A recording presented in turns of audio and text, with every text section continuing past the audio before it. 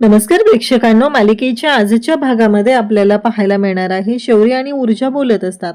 शौर्याने ऊर्जासाठी फळं आणलेली असतात आणि शौर्याच्या फोनवरती त्याच्या बाबांचा फोन येतो. ऊर्जा म्हणत असते की अरे तू तुझ्या बाबांना डॅड म्हणतोस का? तेव्हा शौर्य म्हणतो की हो. आणि मग ती म्हणते की कसलं बाहेर येणार आहे, म्हणजे असं मॉडर्न नाव आहे तुझ्या डॅडला तू बाबांना ठेवलेलं. तेव्हा शौर्य म्हणतो की हो.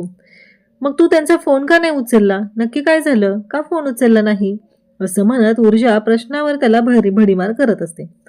तेव्हा मात्र शौर्य म्हणत असतो अगं ऑफिसला जाणार आहे ना, मग ऑफिसला गेल्यावर भेटेल ना. ऊर्जा म्हणते म्हणजे तू मला सांगितलं नाहीयेस.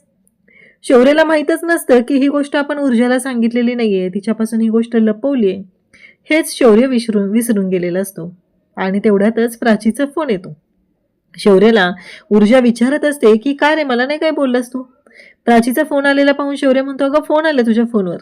ती म्हणते चल चल प्राचीचा फोन आलाय. मग प्राचीचा फोन उचलते आणि तेवढ्यातच प्राची तिकडून सांगते की आम्ही पोहोचलोय, ते चहाची टपरी आहे ना तिथे. मग शौर्य आणि ऊर्जा दोघंही निघालेले असतात, दोघंही तिथे येतात. आणि मग मात्र इकडे शौर्य आणि ऊर्जा खूप आनंदात असतात. परंतु तिथं आल्यानंतर प्राचीची जी मानसिकता आहे ती पाहून ऊर्जाला धक्का बसतो. प्राचीची आई म्हणत असते की नाही, नकोय ह्या सगळ्या गोष्टी करायला. मी सांगते तुला प्राची, ऐक माझं. अगदी शहाण्याने कोर्टाची पायरी चढू नये, असं तिचं म्हणणं असतं. तेव्हा मात्र शौर्य म्हणत असतो अहो पण काय हे प्रॉब्लेम काय आहे, आपल्याला न्याय मिळाला पाहिजे ना, त्यासाठी आपण हे सगळं करतोय.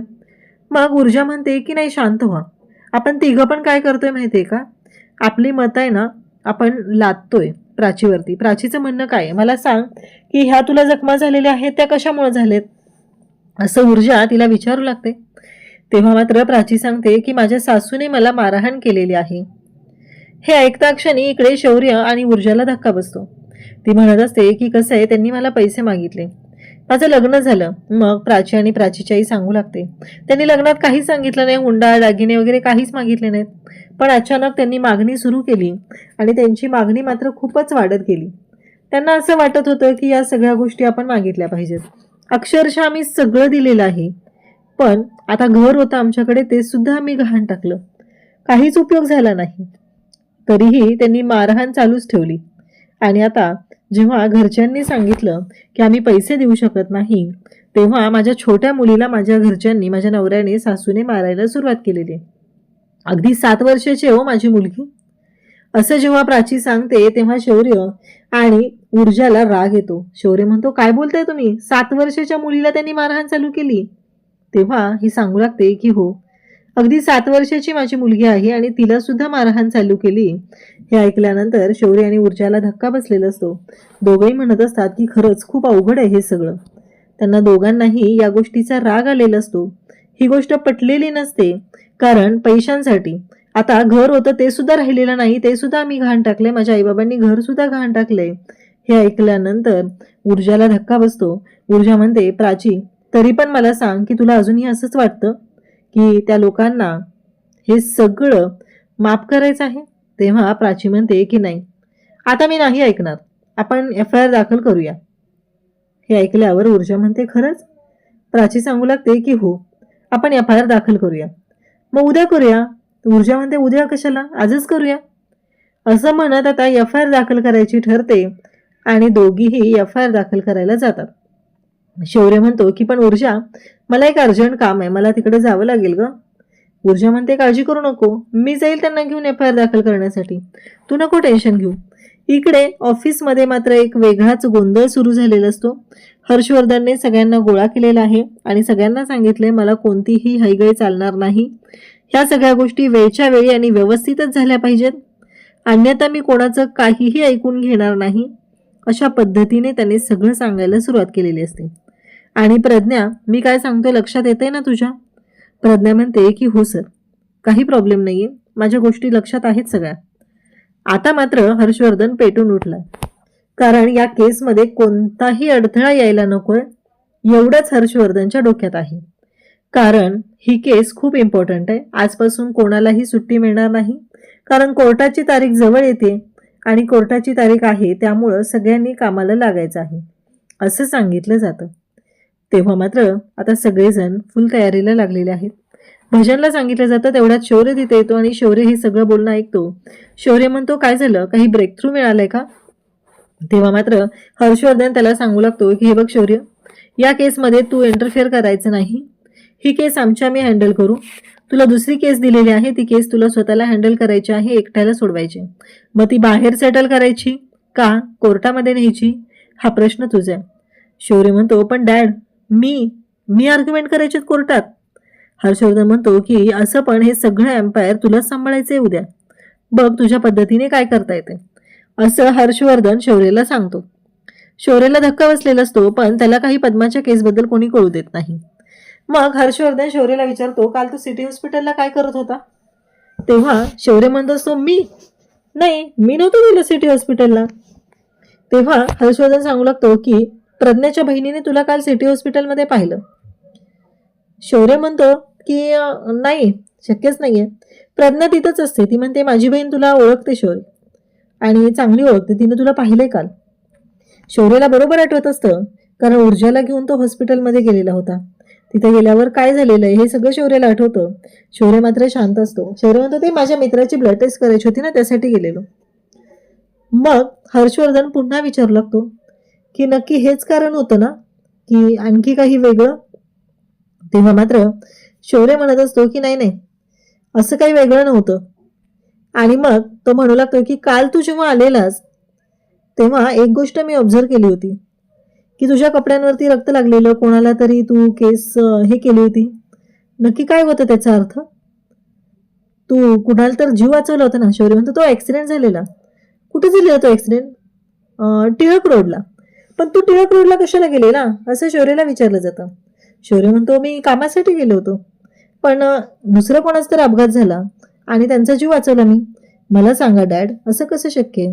कारण एखाद्याचा माझ्या समोर अपघात झालाय, त्याचा जीव वाचवणं महत्वाचंच आहे. मग किती वाजता झाला होता?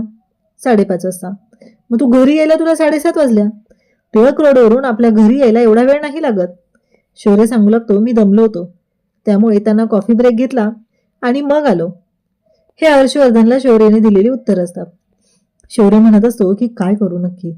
हर्षवर्धनला शंका आलेली असते. हर्षवर्धन पुन्हा शौर्यला विचारतो, काल पद्मावरती अटॅक झाला, तुला माहिती आहे का? शौर्य म्हणतो, काय, कुणी केलं पद्मावरती अटॅक, असं शौर्य विचारू लागतो. खरं तर शौर्यला माहिती आहे, आणि त्या अटॅकमध्येच इकडे ऊर्जाचा जीव धोक्यात होता आणि शौर्याने ऊर्जाचा जीव वाचवलेला आहे. एवढी मोठी गोष्ट शौर्याने केलेली आहे, तरीही शौर्य काहीच बोलत नाही. अजूनही शौर्याला खात्री आहे की माझे डॅड जेव्हा विक्रांतबद्दल त्यांना खरं कळेल तेव्हा विक्रांतला जेलमध्ये पाठवतील. परंतु त्याला माहीतच नाहीये की इथं काय मोठा गोंधळ झालेला आहे. नक्की हर्षवर्धनच्या डोक्यात काय आहे? ऊर्जाला हरवण्यासाठी हर्षवर्धन कोणत्याही मार्गाला जाऊ शकतो, ही गोष्ट मात्र आता शौर्याच्या लक्षातच येत नाही. इकडे पूर्वा किचनमध्ये असते, पराठे बनवत असते. त्याच वेळी मंग्या तिथे येतो आणि 2 मोसंबी घेऊन आलेला असतो. आणि त्या मोसंबी घेऊन म्हणतो की ऊर्जा कुठे? ऊर्जा काकू, तुम्ही तिचं नाव ऊर्जा का ठेवलं हो? 2 दिवस झाले पेशंट आहे आणि घरात थांबायला तयार नाही, गेली कोर्टात. तेव्हा ती म्हणत असते, अरे ती ऐकायला तयार आहे का? तुला माहिती आहे ना. आणि तिनं ऐकलं नाहीये, ती गेलेली आहे कोर्टात. हे ऐकल्यानंतर तो म्हणत असतो, कोण गेलं घेऊन तिला? ती सांगते की शौर्य. आणि मी मोसंबी आणली तिच्यासाठी, पण त्याआधी हे नारळ पाणी वगैरे तुम्ही तर सगळी फळांची टोपलीच आणून ठेवली इथं. पूर्वा म्हणते, अरे मी कुठून आणणार आहे, हे सगळं शौर्याने आणलंय, चांगला मुलगा आहे तो. हे ऐकल्यानंतर इकडे मंग्याला राग येतो. मंग्याला पूर्वा म्हणत असते, तुझ्यासारखाच आहे रे, चांगला आहे, काळजी घेतो आणि सगळं अगदी निर्मळ आहे, असं तो सांगू लागतो. मंग्याच्या डोक्यात राग आहे, कारण मंग्याला ही गोष्टच पटत नाहीये की शौर्य आणि ऊर्जा दोघंही जवळ येत आहेत. इकडे मंग्याची चिडचिड होऊ लागते. मंग्या म्हणते, आता ह्याला सोडतच नसतो. पूर्वा म्हणते की मी तुझ्यासाठी पराठा घेऊन येते, ऊर्जाला आवडतात म्हणून केलेत. आणि ती पराठे आणण्यासाठी जाते. तेव्हा मात्र मंग्या म्हणू लागतो की नाही, मला काही हे पटलेलं नाही, असं मंग्याचं म्हणणं असतं. तेवढ्यातच ऊर्जा पराठा घेऊन येते, पण मंग्या मात्र निघून गेलेला असतो. त्याला आवडलेलंच नसतं की ऊर्जा आणि शौर्य दोघंही एकत्र गेलेत. ही गोष्ट काही त्याला पटत नाही. आणि तो म्हणतो, आता ह्या शौर्याचा तर बंदोबस्त करावाच लागणार आहे. पूर्वाला प्रश्न पडलेला असतो, अचानक मंग्याला काय झालं आणि मंग्या असा चिडचिड करून का निघून गेले, असे प्रश्न पडलेले असतात. इकडे आता कोर्टात जाऊन आलेला आहे शौर्य, त्याचबरोबर ऊर्जाही आलेली आहे. तिने प्राचीला FIR दाखल करायला सांगितले आणि मग ती चायचूच्या टपरीवर आलेली असते. मग शौर्य आणि ते दोघंही आता तिथे चहा खारी खात असतात. शौर्य आणखी खारी मागवतो आणि ऊर्जाला देतो. ऊर्जा म्हणत असते, खरंच माझ्या तोंडाची चव गेली होती त्या औषध गोळ्यांमुळं. शौर्य, भारी वाटते खारी खाल्ल्यावर. शौर्य म्हणतो की खा खा, अजून खा, आणि मग तो अजून खारी मागवतो. ऊर्जा म्हणते, अरे बास रे. शौर्य म्हणतो, नाही नाही खा, तुला बरं वाटेल ना म्हणून खा, असं म्हणतो देतो. तेवढ्यात चहावाला तिथे येतो आणि म्हणू लागतो की ऊर्जाताई, खरंच डॅशिंग वुमन आहेस तू या आत्ताच्या जगातली. खरंच त्या पोरांची, त्या गुंडांची धुलाई केलीस तू एकटीने. आजपासून तू बरी होईपर्यंत तुला चहा खारी मोफतमध्ये. हे ऐकल्यानंतर मात्र आता हे दोघंही पाहत असतात. ती म्हणत असे, नाही रे, एवढं काही नाही झालेलं, मला एवढं काही मी केलेलं नाहीये. शौर्य म्हणतो, अगं तू काय केलंय तुला माहितीये का? दोघंही बोलत असतात. तो म्हणत असतो की तुला नाही माहिती काल तुझी अवस्था काय होती. तेव्हा ऊर्जा म्हणत असते, मला माहितीये, अख्खं हॉस्पिटल डोक्यावर घेतलं होतंस की तू. अजून काय अवस्था माझी बघायची बाकी होती. तुला असं वाटत होतं का काल मी येणारच नाहीये बाहेर या सगळ्यातून? शौर्य म्हणतो, असं बोलू नकोस, त्रास होतोय मला, असं शौर्य तिला सांगू लागतो. तेव्हा मात्र ह्या दोघांचंही बोलणं सुरू आहे. मजेशीरपणे बोलणं असतं. आणि तेव्हा शौर्य ऊर्जाला म्हणत असतो की एकदा विचार करून बघ ना, काय वाटतंय त्या गोष्टींचा, म्हणजे कळेल तुला. परंतु या सगळ्याचे परिणाम वेगळेच होत असतात. इकडे ऊर्जा म्हणत असते की काय करू, माझ्या मनातही तेच आहे, पण जर मी माझ्या मनातल्या गोष्टी ऐकल्या आणि आईला काय उत्तर देऊ? माझ्या मनानेही मला तेच सांगितलं की मी शौर्याच्या प्रेमात पडले, तर मी आईला काय उत्तर देणार आहे, असा प्रश्न ऊर्जाला पडलेला असतो. शौर्य म्हणतो, वेळ घे, काही हरकत नाहीये, मी तेवढा वेळ वाट पाहायला तयार आहे, असं इकडे शौर्य सांगू लागतो. ऊर्जाला कळतच नाहीये की शौर्य काय म्हणतोय, कारण दोघांचेही मन बोलत असतात. ऊर्जाच्या मनात असतं की खरंच शौर्य चांगला आहे, कारण ऊर्जाचं शौर्यावर मनापासून प्रेम आहे. या सगळ्या गोष्टी झालेल्या असल्या तरीही शौर्य आणि ऊर्जा या दोघांच्या नात्यामध्ये जी काही जवळीकता आहे ती मात्र खूपच जबरदस्त अशी आहे. इकडे शौर्याला आठवत असतं की गुंडांनी जेव्हा हल्ला केलेला होता तेव्हा काय झालं, कशा पद्धतीने त्याला हल्ल्यातून बाहेर काढलं, हे सगळं आठवत असतं. आणि ऊर्जा शौर्याला ते बोलून सुद्धा दाखवत असते, कारण दोघांनाही काळजी वाटत असते. इकडे शौर्याला सुद्धा वाटत असतं की ऊर्जाची अवस्था किती वाईट झाली होती. एवढं सगळं झालेलं आहे तरीही ऊर्जा लोकांसाठी धडपडत असते, लोकांसाठी हे सगळं करत असते, सगळ्यांच्या मदतीला धावून जात असते. त्याचबरोबर इकडे शौर्य ऊर्जाकडे पाहत राहतो.